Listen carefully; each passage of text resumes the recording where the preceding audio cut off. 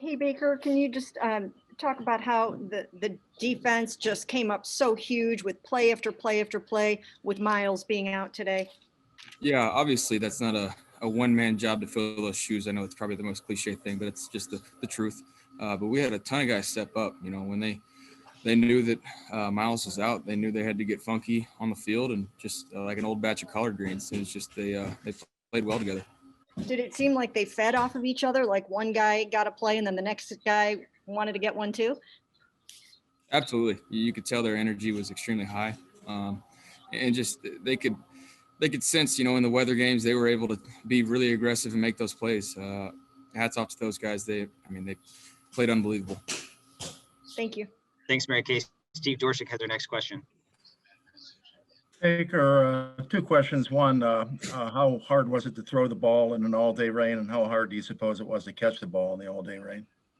Yeah, I'd say normally it's really not too bad in the rain games because you're able to sub the ball in and out. But there was a few times where it was just sitting there in the rain and it got pretty wet. So, no excuses, but still, it's pretty tough to throw a soaking wet ball. But it's definitely harder to catch it in the rain just because those gloves, unless you have the true rain weather gloves on, they're going to be pretty slip. The other one is it's hard to be invisible as a quarterback, but with the wind the last couple of weeks and now the rain, it's almost like you go away because it's a run game plan. But the question is, how would you evaluate your play in these different circumstances of those two high wind games and now a rain game and everything you needed to be to win those games? There's definitely a few plays that I would love to have back today. There's no doubt about that. But we have consistently, for the most part, taken care of the ball in these bad weather games, and that's the key to winning those. And we've done a good job of that. So we can learn from these. Obviously, get better on some of it, but you just got to deal with the climates. Both teams have to adjust and adapt, and we just did a good job of taking care of the ball today. Give the heads up to the media. Stione Takitaki's entering Zoom room 2. Nate Ulrich, you have our next question for Baker. Hey, Baker, on the scoring drive you guys put together in the fourth quarter, just what can you say about Nick Chubb, his stiff arm, and then Kareem Hunt taking off from the 5 to get in the end zone? We had the best backfield in the league. There's no question. Those guys are top 5 backs each. There's something special. We got great guys up front, and our tight ends are involved in that run game. But those two guys are extremely special. I get more excited when Nick and Kareem make great plays than when I do, just to be quite honest with you guys. It's just I love watching those guys run. I'm very happy to have them on our team, and whatever it takes to win. I don't care if that's handing the ball off every single time. We're happy to go 1-0 each week, and so we have two great backs. Thanks, Nate. Jake Trotter. Yeah, Baker, you've referenced this before, but it's not just Nick and Kareem, but them together really wearing down defenses. We saw it again in the fourth quarter. Having those guys together in a game like this, what advantage does it give an offense as this game wears on and those two guys just keep coming at opposing defenses? Yeah, we've done a great job of sticking with the plan. In the first half of some of these bad weather games haven't been great. When teams are keying on the run game, we're able to stick with the plan, come out in the second half, and these guys are breaking tackles. So, like we said, they pick up each other. So it's somewhat fresh legs in the second half, whereas these guys are still trying to tackle them the whole game. So they feed off each other. But today was a great example of some of those runs that didn't pop early on that did late in the game. Thank you, Jake. Scott Petrick, you're up next.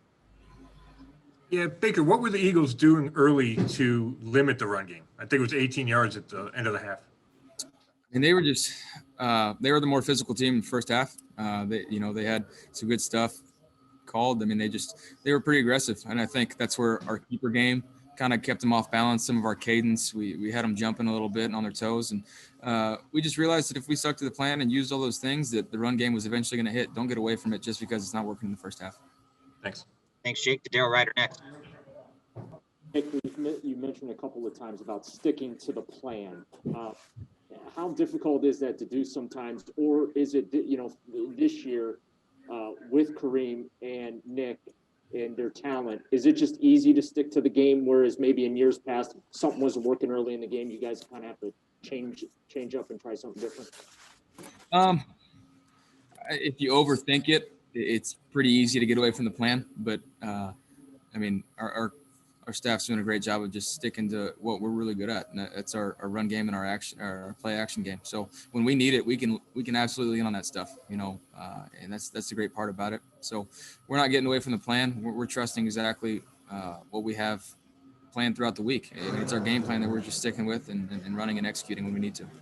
Does Kevin Stefanski's demeanor, his calmness, sticking with what he feels works, how much is that translating to you guys and giving you guys the confidence? Because we see in the second half, you guys, as you stick to that plan, you're putting teams away.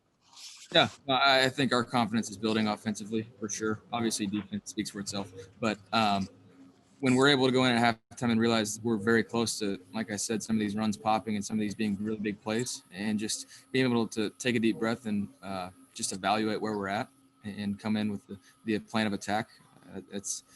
We're pretty good at adjusting. Thank you. So Mary Kay Cabot, you're up. Baker, how frustrating, first of all, was it or must it have been for you guys to get there, get down there on the goal line and have that not work out for you there, getting down to the 1. And then subsequently, it seems like Kareem, once he got the chance at the end, no way in hell was anybody keeping him out of the end zone. Yeah, no, he was pretty mad at himself early in the game when we didn't convert, even though there should have been. We had 2 chances to throw a touchdown before that, but he was mad at himself for not getting in, just based on the effort. But yeah, he wasn't going to let anybody deny him late in the game. What did you think of that hurdle? It was like he never stopped going up. I mean, he jumped and just kept levitating. It's like a Super Mario double bounce. I don't know. Thank you, Mary Kay. What is Zach Jackson? Baker, you hit a deep one to Cadero, a deep one to Richard, another one you didn't get, but just being able to throw deep today in the weather, how nice is that, and how important is that going to be to open things up going forward for you guys? That's huge for us, just to be able to keep defense on their toes, and just all those were off of play action shots. So it's we're making stuff look similar to run and pass, and these guys are doing a good job of just securing the ball first in these weather games. So it's a huge part of our offense. All right, time for 3 more with the need to be quick. Nate Ulrich, Jake Trotter, Scott Petrick. Nate, go ahead. Just wondering if you got to look at the Taki pick 6 and just how huge that was, and how big of a lift it was for you guys. But obviously, Denzel Ward was involved too. Yeah, Denzel came in and got contact on Carson, made the ball get up in the air a little bit. But Taki being able to secure that ball and not lose stride and go score, that created the spark for us, because we were a little bit of stalemate on offense. So that was huge. Thanks, Nate. Jake Trotter. Yeah, Baker. I mean, I think we'd all agree the last couple of games have not been the most, aesthetically pleasing. But, how important is it for you guys to get these wins, even if they're, their fourth quarter games are a little bit ugly at times, especially for a franchise, trying to break this playoff drought? We're worried about the singular focus. A win is a win, and we'll take it no matter however we get there. We'll take it. So defense playing lights out, and us just you might call it ugly, but Coach Stefanski called it beautiful after the game. Complimentary football is what we did to accomplish that win today. Thanks, Jake. Final question, Scott Petrick.